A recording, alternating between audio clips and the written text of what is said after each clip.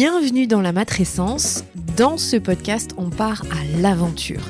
L'aventure la plus merveilleuse et difficile de la vie, la parentalité. Laissez-vous embarquer au travers des épisodes qui explorent toutes les facettes, des plus complexes aux plus fun, du monde des parents.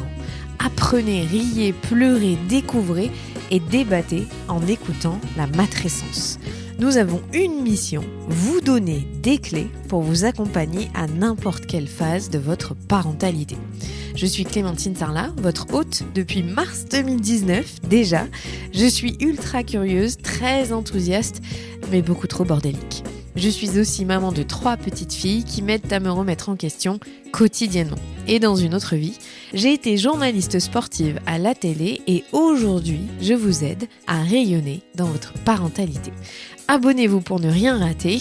Allez, let's go!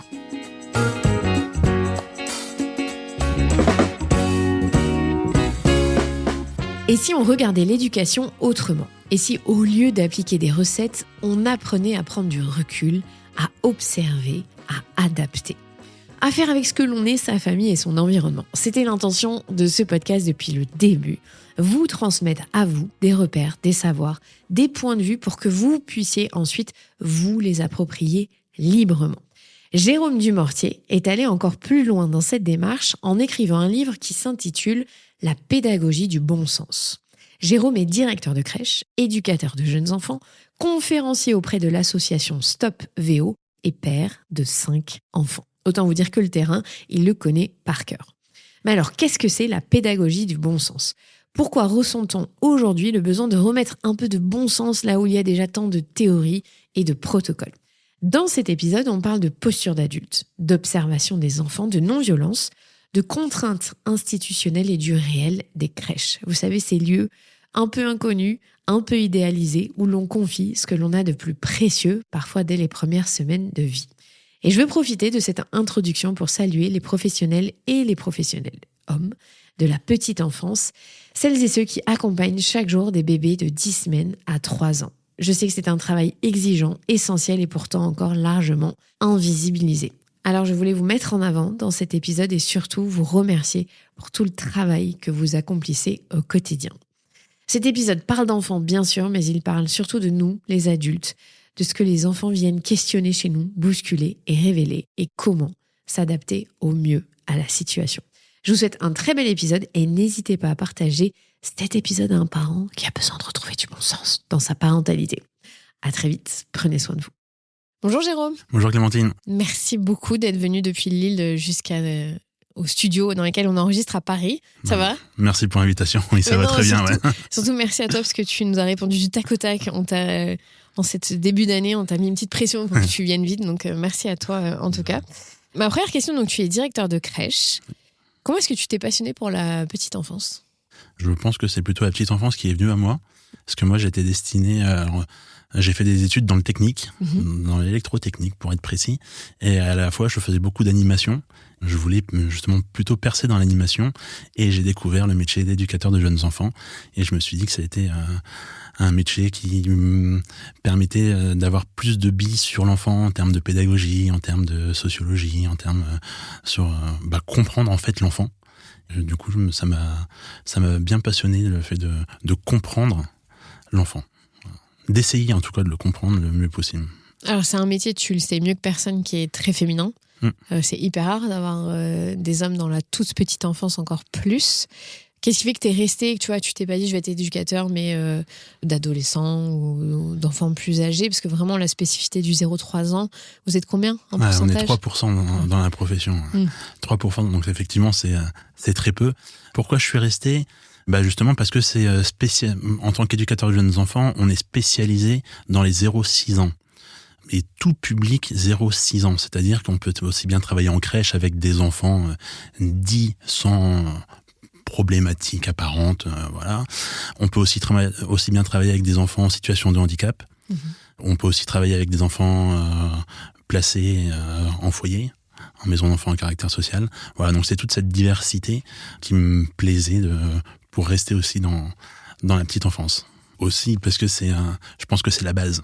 En fait, j'ai très vite compris que c'était pas que s'occuper des enfants, c'était aussi un gros travail avec les parents, avec les professionnels de la petite enfance, tout le monde parle d'éducation. On a tous un avis sur l'éducation et en fait, au fil des discussions, au fil des années, ça m'a encore davantage passionné parce que je suis plus spécialisé dans la petite enfance en règle générale. Maintenant, c'est plus d'un point de vue éducatif, même jusqu'à 17 ans, parce qu'en fait, les problématiques qu'on peut rencontrer dans la petite enfance, ça peut être les mêmes à différentes tranches d'âge de l'enfance. T'es directeur de crèche, je disais, depuis plus de 10 ans maintenant. Oui. Est-ce qu'il y a des évolutions dans la prise en charge des enfants que tu as pu noter depuis que toi, tu es devenu directeur de crèche ? Des évolutions dans le sens où je pense qu'il y a de plus en plus un clivage en termes de pédagogie entre ceux qui vont prôner l'éducation positive et avec les rétracteurs qui vont nous dire oui, c'est l'éducation où il faut pas mettre de limites, pas de règles, où il faut pas frustrer un enfant, voilà. Et puis d'un autre côté, il y en a qui vont nous dire non, mais avant c'était mieux, il faut faire preuve d'autorité, c'est moi l'adulte, c'est moi qui commande. Voilà, je pense que dans la vie, c'est pas tout blanc, c'est pas tout noir, c'est une nuance de gris, et déjà si on est respectueux des besoins des enfants et à leur écoute et savoir se mettre réellement à leur hauteur pour les accompagner, je pense que ça peut être une des clés. Tu sens que ma question c'était est-ce que tu voyais une évolution depuis que tu as commencé en tant que directeur ? Tu sens que le clivage il est plus fort aujourd'hui, qu'il y a vraiment ces deux courants qui s'opposent et qu'il y a pas de zone de milieu. Il y a à la fois ça et à la fois le côté avec tous les scandales qu'il y a pu y avoir dans les crèches, avec les maltraitances notamment. Être parent, c'est de plus en plus compliqué et confier son enfant dans une structure petite enfance, il y a beaucoup plus de méfiance. Et je pense que on doit, en tant que directeur de crèche, je dois davantage nouer un lien de confiance avec les parents et être le plus transparent possible sur l'accompagnement de leur enfant au quotidien et de leur expliquer tout de A à Z, tout ce qu'on va faire avec leur enfant et tout ce qu'on fera pas non plus avec leur enfant. C'est vrai que pour préparer cette interview, toi et moi, on en a discuté. Il y a eu, pour celles et ceux qui nous écoutent, qui ont vu ces scandales dans certaines crèches, il y a même entraîné la mort de certains enfants. Les conditions d'accueil de certains enfants sont déplorables. Les conditions de travail de certains professionnels de la petite enfance sont déplorables. C'est quoi le plus urgent pour toi aujourd'hui, pour la petite enfance ? Je pense ça se fait à plusieurs niveaux. Avant tout, c'est donner une vraie place à l'enfant. Parce que je pense qu'on considère pas assez les enfants et on considère pas assez la petite enfance. On pense que beaucoup peuvent penser que c'est à partir de l'école maternelle où l'enfant va apprendre. Or, en crèche, ils apprennent une quantité de choses astronomiques, sauf qu'à la fin d'une journée, on peut pas dire aux parents, bah voilà, aujourd'hui, là, on a compté jusque 3, on a découvert les animaux, voilà, mais on a vécu plein de choses, on a vécu le moment présent et ils apprennent une quantité de choses astronomiques. Donc, à la fois, donner une vraie place dans la société à la petite enfance. Et si on arrive à donner une vraie place à l'enfant dans la société, forcément, les professionnels qui sont en manque de reconnaissance, de valorisation, vont être forcément valorisés et reconnus si on valorise davantage les enfants. C'est un cercle vertueux. C'est ça, ouais. Ça, ce qu'il faudrait d'abord faire, c'est changer de regard en fait, sur cette période-là de la vie. C'est ça. Toi, tu as écrit un livre qui s'appelle La pédagogie du bon sens éducatif. Si vous nous regardez sur YouTube, je vous montre le livre. Alors déjà, il y a deux choses, parce que sur la couverture, il y a une petite poupée. Une petite peluche. Petite peluche, exactement. Donc tu vas nous en parler, mais est-ce que tu peux nous expliquer ce que ça veut dire, la pédagogie du bon sens éducatif ? Alors, la pédagogie du bon sens éducatif, on pourrait dire que c'est un outil de réflexion qui remet le quotidien, le contexte et l'humanité au cœur de la prise en charge et au cœur de l'éducation. Dans le sens où c'est pas une énième méthode pédagogique, c'est vraiment considérer l'enfant avec le contexte et au moment T en fonction de la situation réelle. Est-ce que tu peux nous donner un exemple ? Alors, on a tous un bon sens qui nous est propre. Et c'est vrai que le bon sens, c'est souvent... on parle beaucoup de bon sens, mais je pense que là, comme je l'ai développé, j'ai mis aussi des garde-fous. Parce qu'effectivement, on a tous un bon sens qui nous est propre, mais avec des garde-fous, ça nous permet justement de nous recentrer sur un bon sens commun. Et les garde-fous, il y en a 3 notamment. Le premier, c'est tendre le plus possible vers les besoins des enfants, vers le respect des besoins des enfants. Le deuxième, c'est être le plus cohérent et juste possible.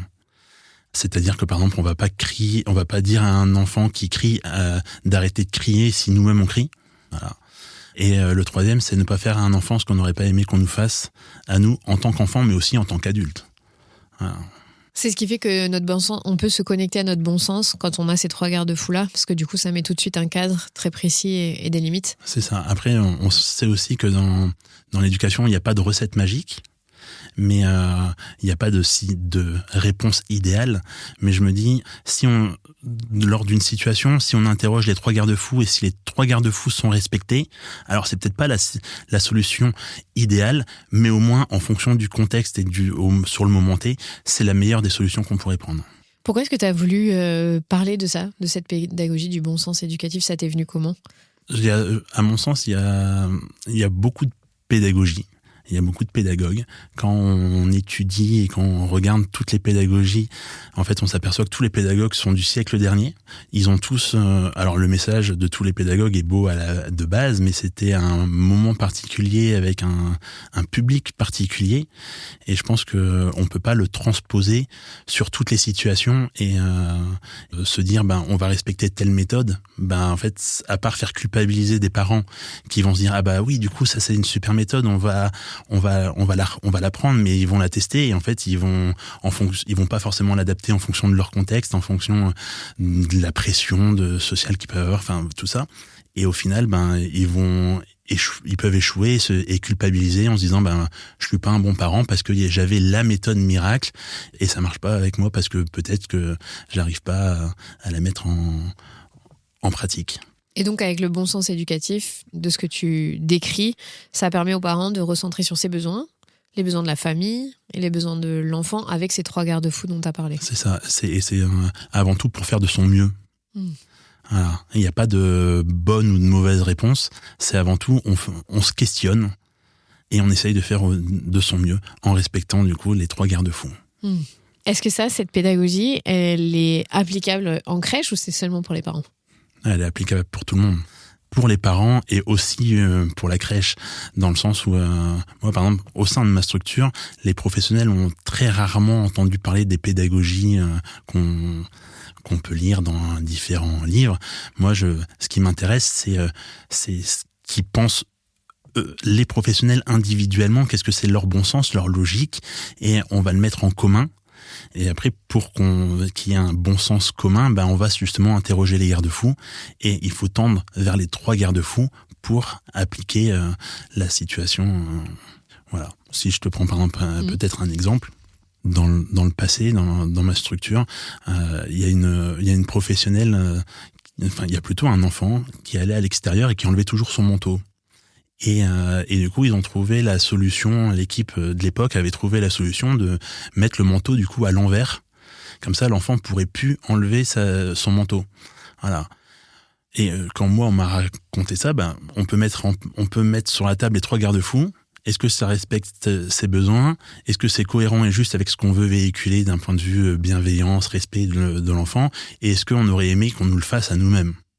Il y en a aucun des garde-fous qui correspond avec cette situation, donc on fait pas.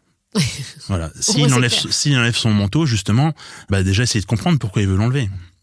Parce que ça aussi, on serait plus à dire non, il faut absolument que tu mettes ton manteau parce que tu vas attraper froid, tu vas être malade et après qu'est-ce qu'on va dire aux parents que t'as pas mis ton manteau? Oui, mais aussi, les enfants, ils ont aussi peut-être besoin d'avoir une cause à effet, parce qu'il y a peut-être des enfants qui vont aller dehors sans manteau et au final, ils seront jamais malades.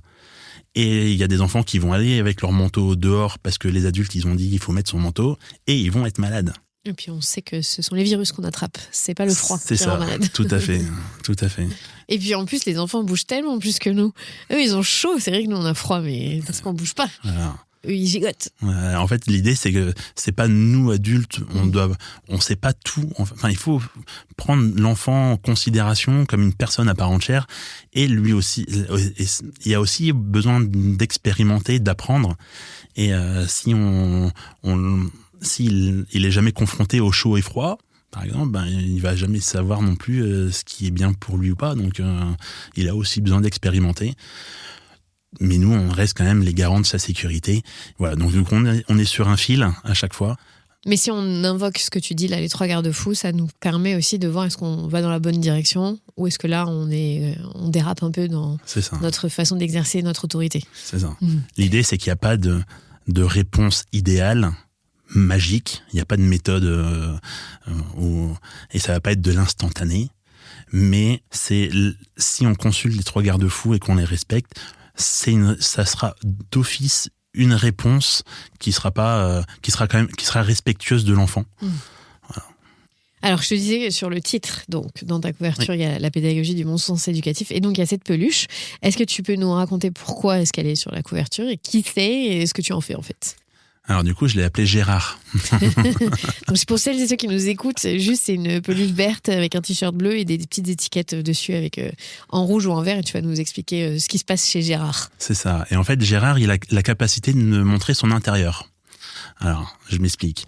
En tant qu'adulte qui accompagne des enfants, on est garant de sa sécurité physique, affective et morale. Tout le monde sait ce que c'est que la sécurité physique. Si l'enfant il a un bleu, une morsure, on va se dire on n'a potentiellement pas pris en compte, on n'a pas assez bien pris en compte sa sécurité physique. Mais la sécurité affective et morale, personne sait ce que c'est. Enfin, personne sait ce que c'est. En tout cas, on ne la prend pas assez en considération. Or, c'est tout ce qui est invisible, tout ce qui est à l'intérieur de l'enfant. Et du coup, Gérard nous montre en fait son intérieur. Et en fait, à l'intérieur de Gérard, comme dans tout être humain, j'ai symbolisé l'estime et la confiance en soi avec 2 verres, deux verres à pied. Et en fait, l'estime et la confiance en soi, ça s'alimente. Donc les verres se remplissent si on est respectueux de l'enfant, si on respecte ses besoins, si on l'encourage, on le félicite. Et à contrario, si on l'humilie, si on le compare, si on lui fait du chantage, les verres vont se vider, puis ils peuvent aussi se bousculer et ça peut fêler, ça peut casser en 10, en 20, en 1000 morceaux. Heureusement, la machine elle est bien faite, tout est réparable. Mais une estime de soi ou une confiance en soi cassée en 1000 morceaux, ça mettra bien plus de temps à se réparer qu'un verre qui est cassé en 2, ou si notre but, ça serait qu'il soit même pas fêlé du tout. Parce que même un verre cassé, une estime, une confiance en soi cassée en 1000 morceaux, même si c'est réparable, ça restera toujours fragile. Et ça mettra du temps. Et ça mettra du temps. Se réparer. Voilà. Et sur la couverture, donc je dis juste pour celles et ceux qui juste nous écoutent, tu as des étiquettes vertes qui disent ça me fait peur, je te fais confiance, je comprends ce que tu ressens. Et en rouge, à l'inverse, c'est t'auras pas de dessert, va au coin, t'es pas gentil. C'est ça. Donc c'est le code couleur qui montre ce qui peut faire du bien et remonter l'estime de soi, et le code couleur qui va en rouge qui va casser tout ça. C'est ça. À savoir que du coup, l'estime de soi, c'est la valeur qu'on a de nous-mêmes et qui s'alimente avec notre entourage. Donc si notre entourage nous dit t'es pas capable, t'es nul, de toute façon tu vas jamais savoir le faire, voilà, ça va réduire notre estime de soi. Et la confiance en soi, c'est la capacité qu'on a à faire les choses par nous-mêmes. Mais si depuis notre plus petite enfance on nous dit t'es nul, tu vas jamais savoir le faire et tout ça, quand on va être devant une situation où on va devoir faire appel à notre confiance en soi, on va pas le faire. Parce qu'on a une piètre estime de nous. Mais à la fois, si on a une estime de nous plutôt convenable, sans survaloriser, bien évidemment, mais si on a une estime de nous correcte, on va dire, là, face à cette situation, est-ce que je suis capable ? Allez, 1, 2, 3, hop, et on va mettre le pied en avant, et on va le faire, et on va être très heureux, et du coup, ça va enrichir notre confiance en nous. Et ça, c'est vrai que c'est notre responsabilité de parents, ou en tout cas de personnes qui sommes dans l'entourage d'un enfant tout petit. Ça vaut aussi pour celles et ceux qui sont en crèche, les adultes. Tout à fait. Qui ont un énorme pouvoir pour élever l'estime de soi et la confiance en fait, c'est en nous. tous ceux qui gravitent autour de l'enfant. Et tous ceux qui vont accompagner l'enfant. Le but de chaque adulte, c'est plutôt de tirer l'enfant vers le haut plutôt que vers le bas. Alors, toi, je disais, donc, tu es directeur de crèche. Oui. Comment est-ce que tu mets en place dans ta crèche ce type de pédagogie ? Est-ce que tout le monde a la même formation, donc c'est simple, tu reçois les éducateurs ou les auxiliaires, tout le monde est sur la même page, ou tu fais des journées de formation, ou tu fais des analyses pratiques, ou tu fais des moments où tu réajustes. Comment est-ce que ça se passe en crèche? Parce que je pense que pour plein de parents, la crèche, c'est pas que c'est très opaque, mais on n'est pas là la journée, on ne sait pas comment ça se passe. Est-ce que tu peux nous expliquer un peu? En fait, c'est une équipe pluridisciplinaire. Donc, qu'est-ce que ça veut dire pluridisciplinaire? Ça veut dire qu'on a tous des formations différentes. Donc, on peut à la fois avoir un CAP dans la petite enfance, on peut être en formation d'auxiliaire de périculture, on peut être en formation d'éducateur de jeunes enfants. Donc déjà, c'est pas les mêmes années de formation. Par exemple, éducateur de jeunes enfants, c'est 3 ans après le bac. Auxiliaire ou CAP, c'est un an de formation dans la petite enfance. On peut être aussi puéricultrice, c'est-à-dire on est infirmier ou infirmière plus 1 an de spécialisation dans la petite enfance. Voilà. Donc on a tous des horizons différents, même s'il y a 2 par exemple éducateurs de jeunes enfants dans la même structure, si on n'a pas été formé dans le même centre de formation et la même année, forcément on n'a pas non plus les mêmes acquis, même s'il y a quand même un socle commun forcément, mais ça diffère quand même. Et c'est ça en fait qui fait toute la richesse du travail, c'est mettre en commun notre expérience, notre formation, pour essayer d'accompagner au mieux les enfants et que ça soit le plus respectueux possible. Et donc tu fais des journées de formation, tu fais en début, tu vois, tu as ton projet pédagogique évidemment. Ouais. Comment est-ce que tu fais pour que tous ces gens qui ont un profil différent, qui ont une formation différente, aillent dans la même direction? Alors, une chose qui est peut-être pas assez connue, c'est que les professionnels de la petite enfance se réunissent, réfléchissent sur leur accompagnement. C'est pas juste des enfants qu'on va accueillir, qu'on va garder. C'est plus des structures de garde, c'est des vraies structures d'éveil et d'épanouissement où tout professionnel de la petite enfance doit avoir un regard critique sur son accompagnement, doit s'adapter à chaque situation, à chaque enfant, et doit faire preuve d'observation et pour accompagner au mieux les enfants. Donc oui, il y a des journées de formation. Pour ma part, maintenant, il y a 3 journées de formation par an, donc c'est-à-dire où on ferme la structure pour être en journée pédagogique. Donc la journée pédagogique, c'est un moment où on va réfléchir sur notre accompagnement et sur le quotidien des enfants. Il y a aussi maintenant d'obligatoire pour les structures petite enfance et pour les professionnels de petite enfance des analyses de la pratique. Donc 2 fois 3 heures dans l'année. Donc ça, c'est ça peut être animé par un psychologue, par un éducateur, voilà, qui a de l'expérience dans la petite enfance.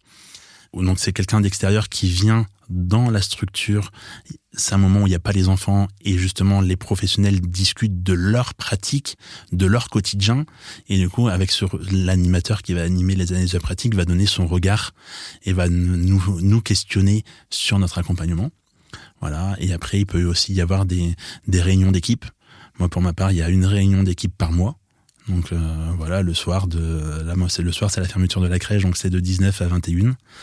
Donc ça demande aussi aux professionnels un très grand investissement parce que ils ont fait leur journée de travail et doivent revenir. Soit ils restent, soit ils reviennent donc ils doivent vraiment trouver du sens à la réunion et leur montrer que c'est un moment qui va aussi les faire évoluer et les faire réfléchir sur leur accompagnement. Donc, voilà. Et moi, dans ma structure, depuis 2016, on fait aussi une réunion quotidienne par jour de 10 minutes. Voilà, nous, c'est de 13h30 à 13h40, justement pour se donner des informations, pour essayer s'il y a eu une problématique au matin, on va essayer d'y réfléchir tous ensemble, en équipe. Si un parent nous pose une question le matin, et très souvent, on peut lui dire, écoute, j'ai bien compris ta question, je la note, t'as ta réponse ce soir. Et du coup, nous, pendant la réunion du midi, on va exposer la question et on va répondre tous ensemble, en fait. Alors toi, tu défends une pédagogie aussi qui est ancrée dans l'observation fine des enfants. Est-ce que tu peux nous dire ce que les adultes ont beaucoup de mal à voir, alors qu'on passe du temps au quotidien avec eux, dans l'observation qu'on peut avoir des enfants? Tu vois, parfois, on rate plein de choses en fait parce qu'on est concentré sur notre vision d'adulte et on n'arrive pas à capter ce qui se passe dans la réalité d'un enfant si petit. En fait, c'est tous ces petits moments où l'enfant a besoin aussi des fois de nous. Et il peut être très bien dans un jeu, ou alors il y a des peurs que que l'enfant peut avoir, que nous on perçoit pas, et justement grâce à notre observation, si on voit que son visage change, si son comportement change, bah voilà, il faut être disponible pour lui.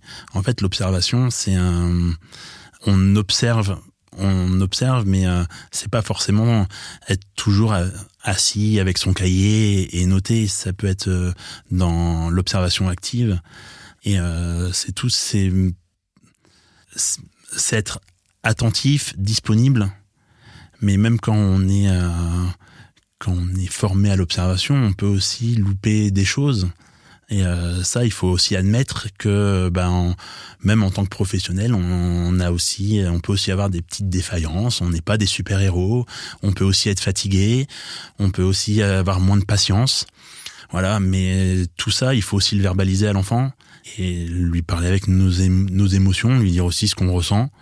Et nous, être attentifs à tous ces petits moments. Et nous-mêmes aussi, pour observer, il faut être vraiment concentré sur l'enfant et pas parasité avec par exemple, un téléphone portable, des réseaux sociaux, tout ça. Et vraiment, prendre vraiment du temps pour l'enfant. Et aussi, toujours maintenir une relation avec l'enfant. Le lien. Le lien, tout à fait. Mais tu t'insistes beaucoup d'ailleurs sur la posture des professionnels, qui est très importante. Selon toi, qu'est-ce qui fait qu'un adulte peut être sécurisant pour un jeune enfant ? Il faut quoi pour ça ? Être présent et lui tendre les bras quand il faut. Un enfant, parce que les bras, ça sécurise, il faut lui parler. Il faut parce qu'on peut sécuriser en parlant, en lui parlant. Un enfant qui pleure, parce que dans la petite enfance, un enfant va pleurer. Mais un enfant qui pleure, il faut se dire, c'est un enfant qui veut nous dire quelque chose. Et donc, s'il veut nous dire quelque chose, il faut y aller.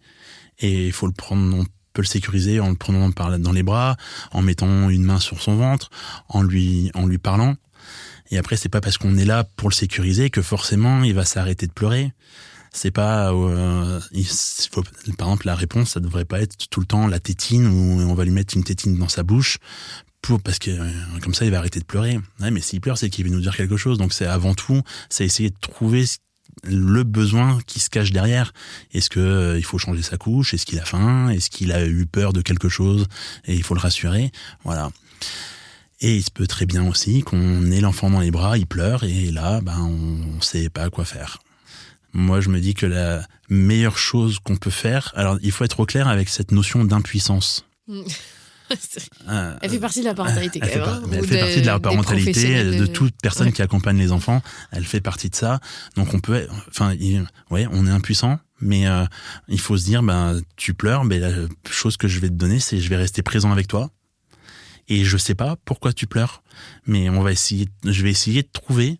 Mais t'inquiète pas, je reste avec toi. Voilà. Après, si on n'a pas mis, par exemple, notre bouclier émotionnel et que ça peut nous mettre ça peut nous énerver ou nous mettre en colère, dans ces moments-là, on peut aussi très bien poser l'enfant, tout en l'accompagnant par la parole. Aller ouvrir la fenêtre, non pas pour aller jeter l'enfant, bien évidemment, mais pour aller souffler un petit peu et revenir. Voilà, si on sent que ça commence à nous énerver, mieux vaut des fois le poser, s'absenter 2 minutes pour essayer de se recentrer sur nous-mêmes et de souffler un bon coup pour retourner voir l'enfant, plutôt que de faire une bêtise ou de donner une réponse qui sera pas du tout adéquate pour l'enfant. Vous travaillez ça en crèche, cette notion de bouclier émotionnel avec les professionnels, ou de passer le relais, parce que vous avez quand même un métier qui est pénible, je mets des guillemets, mais il y a beaucoup de bruit, il y a beaucoup de sollicitations, il faut porter beaucoup, c'est usant et fatigant. Ouais. Je pense qu'on n'a pas, le grand public, on va dire, n'a pas assez conscience de la difficulté d'être professionnel de la petite enfance, parce qu'effectivement, physiquement, c'est très physique. On est au sol avec les enfants, on se lève, on les porte. Il y a un moment donné, on avait fait avec les professionnels de ma structure un courrier aux parents pour leur montrer la difficulté aussi de notre métier, et on avait évalué 3 machines à laver qu'on porte par jour, l'équivalent de 3 machines à laver, parce que porter les enfants, c'est alors je dis pas que les enfants c'est machine à laver, c'est pas ça, mais c'est au niveau du poids, les porter à bras, rien que pour les mettre pour changer leur couche, les mettre sur la table de change par exemple, c'est très physique. Après il y a la fatigue aussi au niveau du bruit. Moi j'ai fait un gros travail sur le bruit au sein de ma structure où on a mis un décibelmètre. Et on avait vu qu'à partir de 80 décibels, il fallait avoir des protections. Voilà. Et du coup, moi, j'avais une professionnelle, elle a une montre qui mesure les décibelmètres, et il y avait eu un pic à 110 décibelmètres. Ce qui est énorme. Donc on a mis ce décibelmètre où je l'avais réglé à 90 décibelmètres, et à partir de 90, ça commençait à sonner, et comme ça tout le monde savait qu'il fallait baisser d'un point de vue sonore. Chose que 90, c'était pas assez, et là il est réglé sur 98. Parce que sinon à 90, ça sonnait trop souvent. Voilà. Parce que je me suis mis aussi à la place des enfants, parce que les enfants certains ont beaucoup d'otites. Et quand on a des otites, avoir du bruit, ça peut être aussi très très dérangeant. Donc on a mis à disposition des enfants des casques anti-bruit. Voilà, donc c'est pas une obligation, mais si voilà, donc ça c'est comme un jeu. Ils peuvent s'en servir tout le temps, et notamment quand s'ils ont une otite ou quoi que ce soit, ils peuvent très bien mettre ce casque pour réduire le bruit. Voilà. Et à partir de 98 décibels, ça sonne. Et ce qui est marrant, c'est que maintenant, enfants comme professionnels, ça nous met une alerte. On se dit, ah là, c'est trop. On essaye de faire descendre parce que il y a vite tendance à avoir un nuage sonore. Même nous, des fois, en tant que professionnels, on alimente ce nuage sonore, parce que au lieu d'aller voir le professionnel ou la professionnelle pour lui parler, on aurait tendance à parler d'un bout à l'autre de la salle, mais du coup, ça gonfle ce nuage sonore, et ça se répercute sur les enfants par de l'angoisse, des peurs, des pleurs. Donc ça engendre encore plus de nuages sonores. Donc c'est à nous aussi, en tant qu'adultes, de faire attention, on a un super outil qui s'appelle la voix. Et s'en servir, c'est extraordinaire, parce que j'ai toujours en tête des parents qui me disaient à un moment donné, je comprends pas, j'arrête pas de crier, il me comprend jamais, il fait jamais ce que je lui dis, et je lui dis essaye de chuchoter, tu verras, il va t'entendre. Et voilà, et le fait de chuchoter, ça captive davantage l'attention. Et alors c'est pas. Et ça fait pas peur. Ça fait pas peur. Et c'est pas un outil miracle, mais en tout cas, prendre conscience qu'on a cet outil qui ne nécessite pas de valise, pas de tout ça, qui est en nous, et s'en servir, ça peut être assez magique aussi pour les enfants.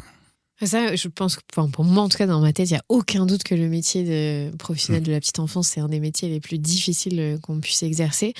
Il y a malheureusement, comme tu le disais au début, très peu de reconnaissance, que ce soit financière ou de la part des politiques ou dans la société en général. Et je te posais cette question sur le bouclier émotionnel, parce que il y a des jeunes professionnels qui n'ont peut-être pas encore d'enfants, mais il y en a d'autres qui ont en plus des enfants à la maison, qui du coup sortent de leur journée de travail avec plein d'enfants, qui ont encore une autre interaction avec du bruit, avec de la demande émotionnelle qui est même peut-être encore plus forte quand c'est les leurs. Est-ce que du coup, ce que je te parlais là de bouclier émotionnel, vous avez une grande préparation par rapport à ça? Vous en parlez beaucoup, de dire quand t'en peux plus, tu passes le relais, ou comment on se met ce bouclier émotionnel, même pour nous, parents? Alors nous, le principe, c'est s'il y a une problématique ou une situation qui nous pose problème, on va mettre les deux pieds dedans pour essayer d'y travailler le plus possible. Et notamment, on a fait tout un projet pédagogique autour des émotions, ce qui a permis aussi même aux professionnels de savoir ce que c'est réellement qu'une émotion, parce que les émotions, ça s'est démocratisé dans les années, il n'y a pas si longtemps, dans les années 2010, notamment avec l'arrivée des neurosciences. Mais avant, donc tous ceux qui ont eu leur formation avant, moi-même j'ai eu ma formation avant 2010, j'ai vu très très peu les émotions. Or maintenant on nous dit il faut accompagner les enfants, c'est des aides d'émotion et tout ça, mais sauf qu'on demande à des adultes à qui qui n'ont pas été accompagnés dans leurs propres émotions, on leur demande maintenant d'accompagner les émotions des enfants. Donc ça, c'est pas évident. Donc on a fait tout un projet sur l'émotion, et notamment sur l'émotion de la colère. Où un enfant qui se met en colère, alors il a le droit de se mettre en colère, mais on a pris le parti de le retirer du groupe avec un professionnel. Donc c'est-à-dire il va dans une autre salle accompagné d'un professionnel pour extérioriser son émotion. Donc il peut crier, ailleurs, se mettre en colère, mais en présence d'un adulte. Pourquoi on fait ça ? C'est pas pour l'exclure du groupe ou quoi que ce soit, mais on s'est dit, si on le laisse dans le groupe d'enfants, ça va justement alimenter ce nuage sonore qui va se répercuter par de la peur et de l'angoisse pour les autres, et ça risque de contaminer les autres enfants. Donc on s'est dit, on va le retirer, mais c'est pas va te calmer tout seul. C'est en présence d'un professionnel. Et puis on est là, on n'est pas là pour mettre un couvercle dessus, pour étouffer son émotion. Voilà, on lui dit, tu peux l'exprimer. Si t'as besoin, je suis là. Mais si t'as envie d'être en colère, vas-y, tu peux, y a aucun souci. Et il y a bien un moment donné où l'émotion va commencer à baisser. Et c'est à ce moment-là où on lui tend les bras. Allez, on fait un câlin. Voilà. Mais si on n'a pas mis notre bouclier émotionnel, souvent, ce qui pouvait arriver, c'est que l'émotion de l'enfant, ça devienne après l'émotion de l'adulte. Et que quand un enfant est en colère, nous-mêmes, on va se mettre en colère. Et après ce que tu viens de me faire, je vais quand même pas te faire un câlin. Voilà, si on n'a pas mis notre bouclier, on pourrait avoir cette réaction-là. Mais justement, il faut se dire, l'enfant, il a le droit d'être en colère, et c'est l'émotion de l'enfant, et c'est en aucun cas notre émotion. Pas facile. C'est dur. Voilà, mais après, c'est pas parce qu'on est professionnel qu'on va y arriver du premier coup. Mais si on en prend conscience, et comme dans la petite enfance, dans l'éducation, tout est cyclique. Une situation, un enfant va pas se mettre qu'une seule fois en colère dans sa vie. Ça serait bien pour nous, les adultes. Donc ça va se reproduire. Et si on n'a pas eu la réponse qu'on voulait à la première situation, on va... Bon, alors, qu'est-ce que je pourrais faire la prochaine fois pour m'améliorer ou pour avoir une réponse plus adaptée à l'enfant, et essayer de mettre son bouclier émotionnel le plus longtemps possible. Parce qu'au final, il faut vraiment se dire, c'est l'émotion de l'enfant et c'est en aucun cas notre émotion. Et on ne doit pas être contaminé nous-mêmes par l'émotion de la colère. Il y a un mantra que j'ai souvent dans la tête quand je me retrouve moi-même en tant que parent dans cette situation avec mes enfants. C'est en anglais, c'est do not join their chaos. Donc ne rejoins pas leur chaos, si je traduis très littéralement. Et c'est vrai en fait. Parce qu'on a tendance à s'immiscer dans leur chaos et à se faire complètement envahir et nous-mêmes redevenir un peu un enfant, tu vois, parce qu'on ne se gère plus.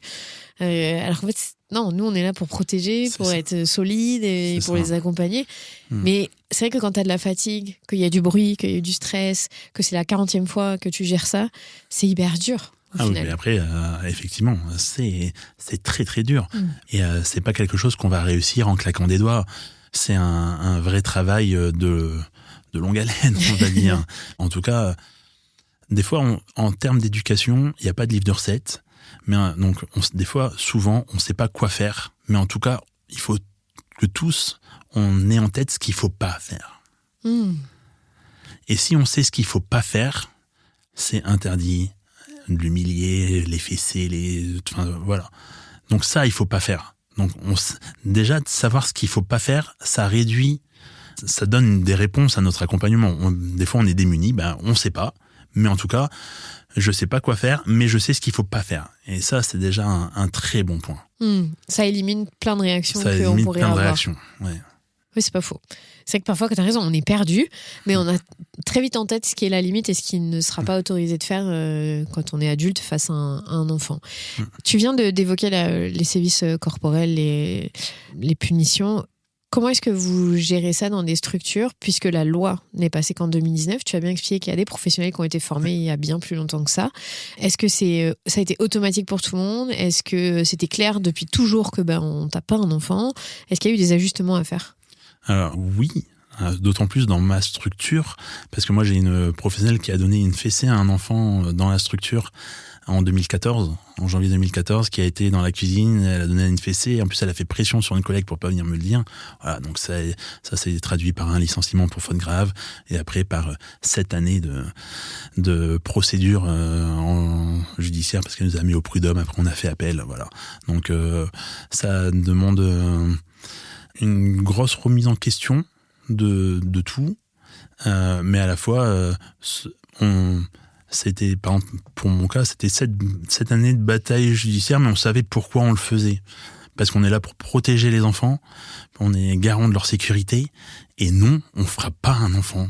C'est interdit. Et parce que on est les adultes en qui l'enfant a confiance. Et si on se permet de frapper l'enfant, bah c'est plus cohérent. Parce que quand l'enfant, lui, va frapper un autre enfant, on va lui dire, ah bah non, t'as pas le droit de frapper.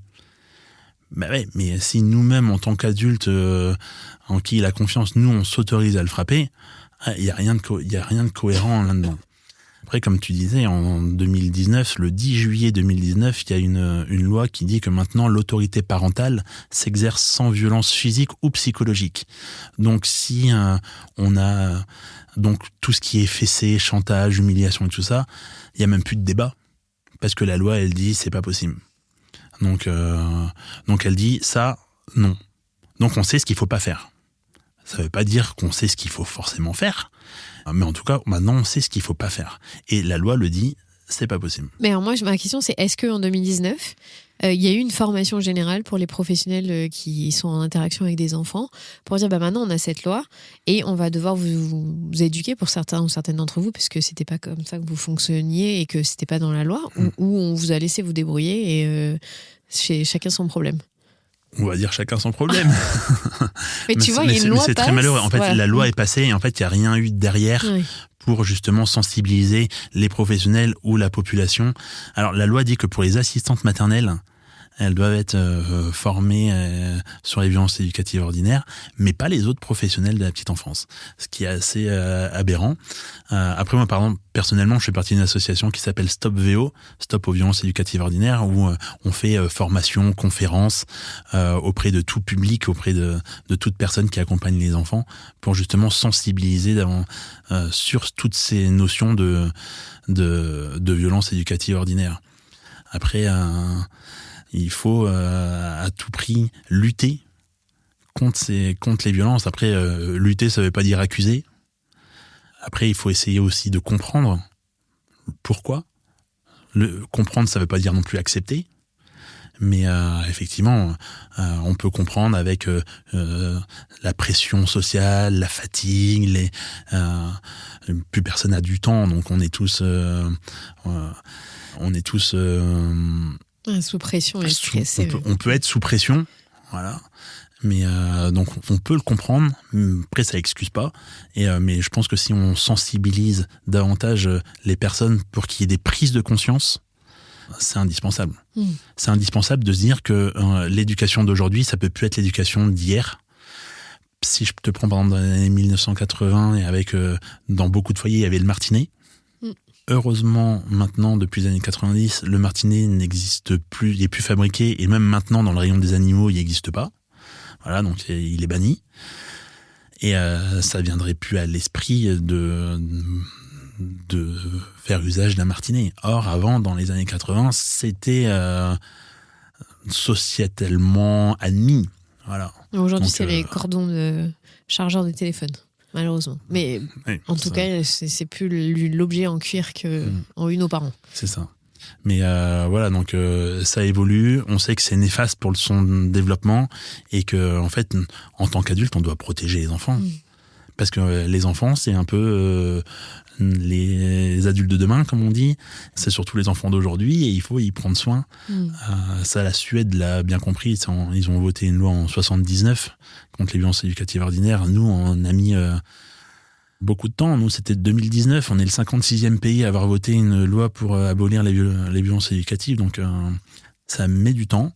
Maintenant, la loi existe et il faut essayer de sensibiliser un grand nombre de personnes. Est-ce que toi, en tant que directeur de crèche, tu formes aussi les parents, c'est-à-dire que vous faites de la prévention ou de l'explication, parce que tu dois être confronté aussi à des violences dans les foyers que tu vois sur les enfants. Ça fait partie de vos missions?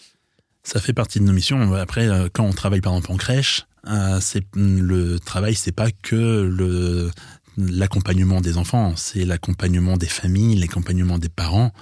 Alors, ce qui est compliqué, c'est que on voit les parents on pourrait voir les parents que très peu, parce que ils viennent déposer les enfants le matin. Ça peut durer de quelques secondes à quelques minutes le matin comme le soir. Donc, et souvent, on voit les parents qui, avec des attentes, des besoins, des questionnements. Des fois, on est frustré nous-mêmes parce que on est dans des limites de l'accompagnement dans les structures. Mais donc après, il faut proposer d'autres choses aux parents. Donc, par exemple, moi, je propose tous les derniers vendredis du mois un apéro de la petite enfance qui invite professionnels et parents dans ma structure. Donc, pas forcément que de ma structure, hein. Ça peut être de tous ceux, si t'es professionnel de la petite enfance ou si t'es parent, tu peux venir dans ma structure tous les derniers vendredis du mois pour discuter autour de la petite enfance. Voilà. Et après, c'est à nous aussi, en tant que professionnels, de valoriser aussi nos métiers et de faire rentrer le plus possible les parents dans les structures. Parce que très peu de personnes voient ce qui se passe réellement dans les structures, en fait. Par exemple, j'ai mis en place tous les derniers vendredis du mois aussi, mais là, l'après-midi, la crèche, elle est ouverte aux parents. Donc, c'est fixe, c'est les derniers vendredis du mois. J'ouvre la crèche aux parents. Il n'y a pas de clown, il n'y a pas de magicien. C'est pour venir passer du temps avec nous, le groupe d'enfants et les professionnels. Voilà. Et comme c'est une fois par mois et c'est fixe, c'est le dernier vendredi, même les parents qui travaillent, des fois ils ont des RTT, des heures sup qu'ils peuvent récupérer. Voilà, ils peuvent venir les 4 heures, ils peuvent venir 3 heures, 2 heures, 1 heure. C'est juste histoire pour venir passer du temps avec nous et voir leurs enfants dans le collectif. J'imagine les enfants, ils sont contents. Les enfants sont contents. Alors, je sais que j'ai beaucoup d'auditrices et auditeurs qui viennent de Lille, oui. du Nord, et je dis ça parce que si peut-être ils cherchent ta crèche, tu es dans cette région-là. Je suis dans cette région-là, ouais. Tu es dans le Nord de la France. Donc, si vous nous écoutez et que ça vous intéresse d'aller le vendredi après-midi, il faut habiter... Mais après, j'encourage aussi, je suppose il y a d'autres professionnels aussi qui organisent aussi d'autres beaux moments comme ça. Et s'ils l'organisent pas, ils peuvent très bien l'organiser. En tout cas, c'est des beaux moments, c'est des bons souvenirs. C'est vrai. Moi, je fais un coucou à s'il y a des professionnels de la crèche où mes filles ont été, qui faisaient souvent des apéros et qui organisaient des choses sur leur temps, en plus à elles, libre. Et c'était vraiment chouette parce que ça a créé des liens de confiance pour nous, les parents. Et tu parlais de ça au début, qu'aujourd'hui, tu vois, je te posais cette question si ça a changé depuis 13 ans que tu es directeur de crèche. Et tu m'as parlé en gros que maintenant, tu devais créer un lien de confiance parce qu'il y avait une méfiance qui s'était installée. Ou en tout cas, c'est plus tout à fait le même contexte que dans les années du début 2010. Il n'y a que comme ça, en fait, que tu crées ça en passant du temps. Oui, je pense que même dès le début, il faut toujours créer un lien de confiance. Mais là, avec tout ce que les parents ont pu entendre, des bribes d'informations qui n'ont pu que les inquiéter, confier la prunelle de leurs yeux à des personnes qui connaissent pas, dans un lieu qu'ils connaissent pas, avec des enfants qui connaissent pas, c'est jamais évident. Et je pense que c'est à nous, en tant que professionnels, de les rassurer un maximum, de répondre à leurs questions, d'être transparent sur tout ce que nous on peut faire, voilà, sans leur vendre des paillettes, ou sans leur dire si vous venez dans ma crèche, il va parler anglais, on fait plein d'activités, vous allez repartir avec plein d'activités à la maison. Voilà, il faut qu'il y ait du sens derrière. On est là pour les accompagner et on est pour qu'ils s'épanouissent un maximum et pas non plus pour donner des choses aux parents, pour leur faire plaisir, pour justifier notre travail. Notre travail n'est pas justifié par la belle empreinte de main dans de la pâte à sel avec du beau vernis, en disant tiens papa, tiens maman, c'est moi qui l'ai fait. Parce que dans la petite enfance, quand déjà un enfant qui ouvre bien les mains pour le mettre dans la pâte à sel, déjà on peut se poser des questions comment c'est fait. Et voilà, je dis pas qu'il faut forcément le bannir, mais en tout cas c'est pas par ça que qu'on crée la confiance et que les professionnels seront valorisés. J'aimerais ton avis en tant que professionnel de la petite enfance sur le fait qu'en France, on peut confier son bébé à 10 semaines à une structure de crèche. Ouais, c'est très très tôt. Des fois, il faudra regarder aussi ce qui se passe ailleurs, un peu lever les yeux vers le haut. On peut encore citer tous les pays nordiques. Un enfant, tout est fait pour que l'enfant reste dans la famille jusqu'au 1 an de l'enfant. Et on s'aperçoit, quand on accueille des enfants, on peut les accueillir des 2 mois et demi. 10 semaines. 10 semaines, effectivement, c'est des tout petits bouts. Enfin, c'est vraiment... Et on sent aussi les parents qui sont déchirés parce qu'ils voudraient rester avec leur enfant. Et en fait, il y a la société qui les rattrape en disant non, monsieur, madame, maintenant il faut retourner travailler. Voilà. Mais je me mets tout à fait à la place des parents et c'est très très tôt. C'est pour ça que davantage, il faut ouvrir la crèche un maximum, leur donner la possibilité. Donner la possibilité aux mamans qui allaitent de venir à n'importe quel moment dans la structure pour allaiter leur enfant. Et dans la petite enfance, l'entrée à la crèche ne devrait pas être synonyme d'arrêt de l'allaitement. Alors, il y a des crèches où les parents ou les mamans peuvent venir, mais il y a des crèches où les mamans doivent arrêter. Bah non, ça c'est un très beau moment entre l'enfant et la maman, et on peut pas se permettre de priver cet enfant et cette maman d'allaiter son enfant. Donc les mamans devraient avoir accès libre à la structure et venir à n'importe quel moment quand leur emploi du temps le permet pour venir allaiter leur enfant si c'est leur choix d'allaiter. Tu vois, c'est vrai que je viens de réaliser que dans la crèche, moi c'était une crèche municipale qui était vraiment géniale dans ma ville, avec une structure neuve, très bien pensée. Mais les commissions, tu vois, pour avoir une place en crèche, faisaient que les bébés arrivaient quasiment tous de la promo de mes filles arrivaient à 6-7 mois. On ne pouvait pas arriver avant, en fait, au vu de comment se passait le processus de recrutement.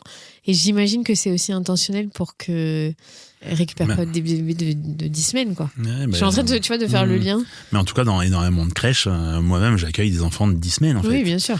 C'est pas pareil quand tu accueilles un enfant de 10 semaines que de 6 mois. C'est pas pareil.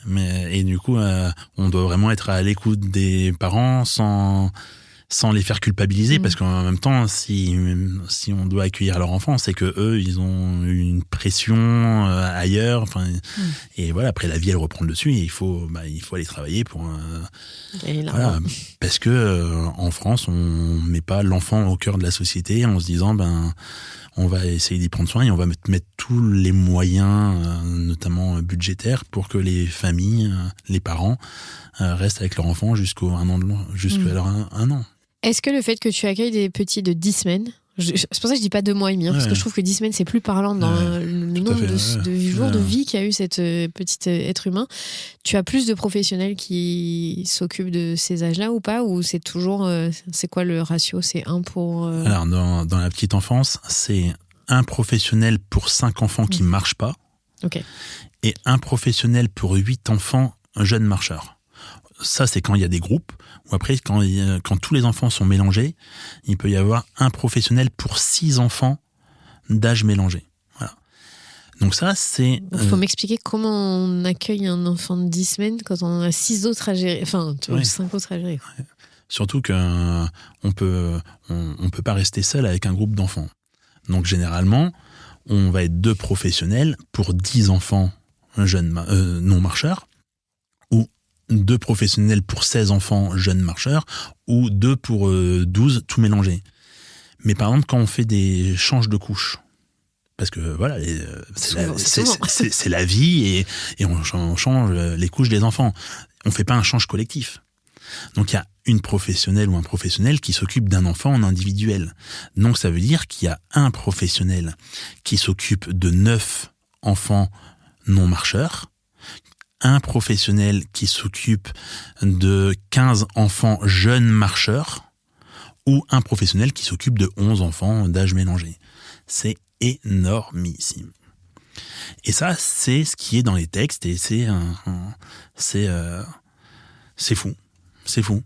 Après, je mets au défi n'importe quelle personne en costard-cravate qui écrivent les lois venir au sein des crèches pour accompagner 15 jeunes marcheurs. Après, des professionnels de petits enfants, c'est pas des super-héros. Il y a un moment donné, nous aussi, on fait comme les parents, on essaye de faire au mieux. C'est aussi pour ça que dans la pédagogie du bon sens, le premier garde-fou, c'est tendre le plus possible vers le respect des besoins des enfants, parce qu'il n'y a aucune structure qui respecte les besoins des enfants.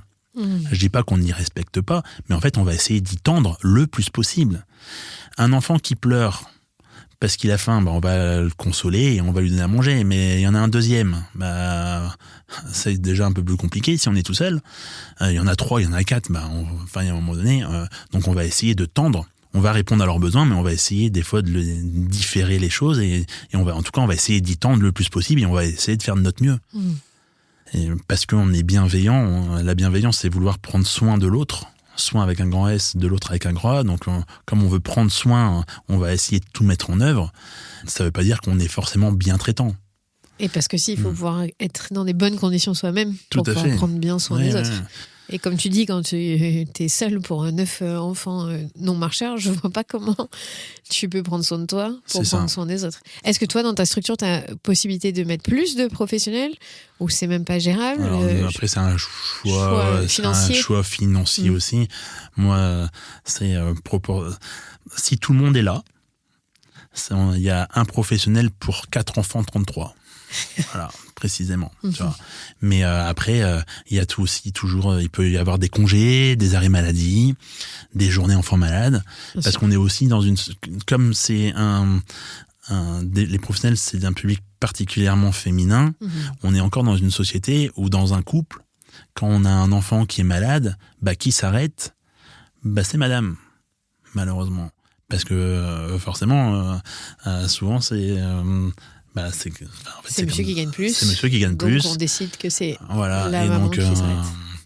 Donc ça fait une journée où il y a moins de professionnels aussi sur le terrain. C'est une répercussion directe. C'est une répercussion directe. Notre société patriarcale telle qu'elle est organisée, une répercussion directe dans ta gestion. Toi, en tant que chef d'entreprise, je mets des gros guillemets, mais de gestion de personnel en fait. C'est ça.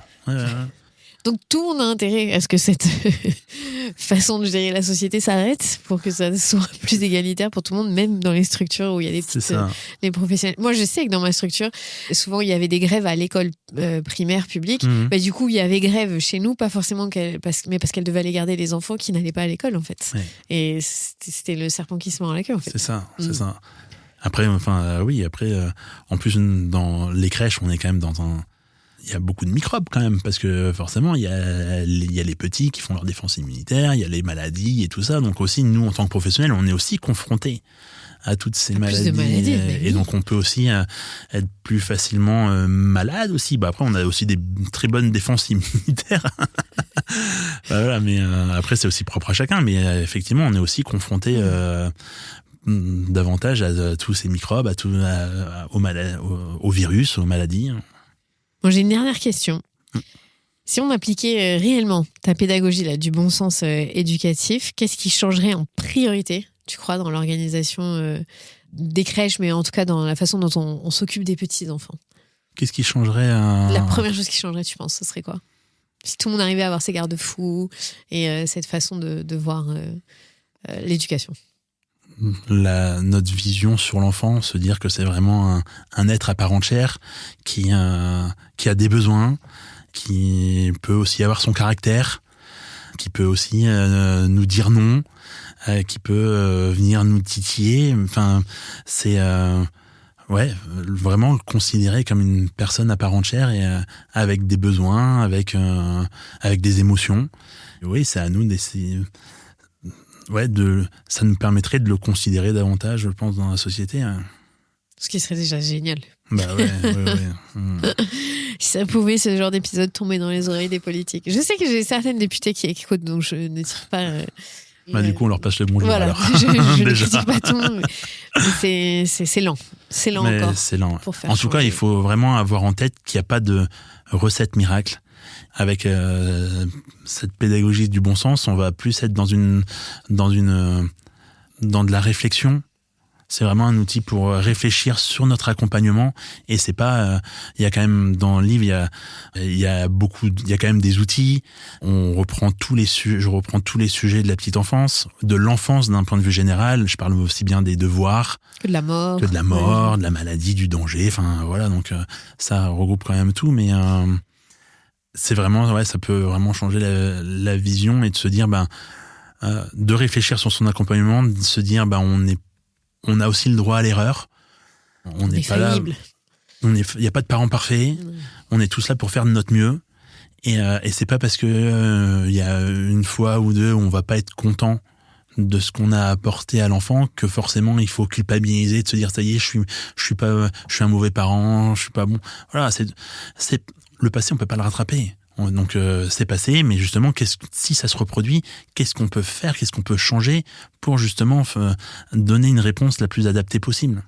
Et il n'y a pas de réponse parfaite. Il y aura une réponse la mieux adaptée en fonction des circonstances, en fonction de la situation, et pas de formule magique. Pas de formule magique. Je termine cette interview par ça. T'as raison. Et ça prend du temps. Encore une fois. Tout à fait. Cette notion du temps, elle est centrale dans la parentalité. Merci beaucoup, Jérôme. Merci, Clémentine. Vous venez d'écouter un nouvel épisode de La Matrescence. Merci infiniment pour votre soutien. Si vous voulez découvrir de nouvelles pépites, n'hésitez pas à aller sur le site www.lamatrescence.fr. Vous pouvez également vous abonner à la newsletter qui sort tous les vendredis. Rendez-vous également sur le site pour pouvoir vous inscrire. Ensuite, vous devez vous abonner sur votre plateforme d'écoute pour pouvoir recevoir les notifications. C'est ce qui fait grandir ce podcast. Merci infiniment et continuez de partager ce savoir autour de vous. Je sais que c'est comme ça que beaucoup des auditrices et des auditeurs ont découvert ce podcast. Alors un grand merci. Prenez soin de vous. À la semaine prochaine.